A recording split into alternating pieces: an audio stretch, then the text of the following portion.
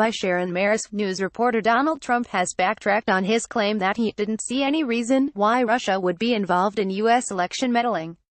In a startling U-turn, Mr. Trump said he misspoke at a news conference with Vladimir Putin and meant to say he didn't see any reason why Russia wouldn't be responsible for interfering in the 2016 vote.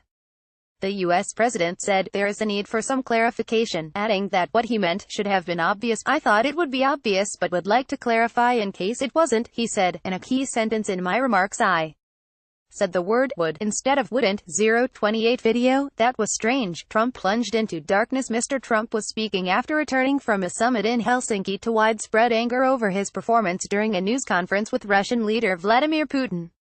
He added that he had full faith and support for U.S. intelligence agencies and accepts their conclusion that there was Russian interference. However, he added, it could be other people also.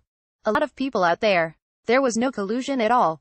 228 video. Trump flies home to storm after backing Putin over FBI. "I have felt very strongly that while Russia's actions had no impact at all on the outcome of the election, let me be totally clear in saying that, and I've said this many times, I accept our intelligence community's conclusion that Russia's meddling in the 2016 election took place," he said.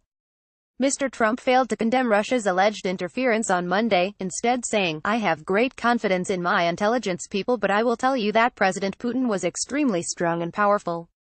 In his denial today, almost as soon as the words were spoken, journalists, political commentators and politicians expressed bemusement and anger, with former CIA Director John Brennan describing the remarks as treasonous.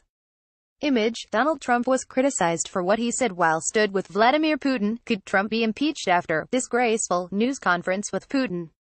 Mr. Trump is meeting with members of Congress, with many of them having joined the chorus of condemnation.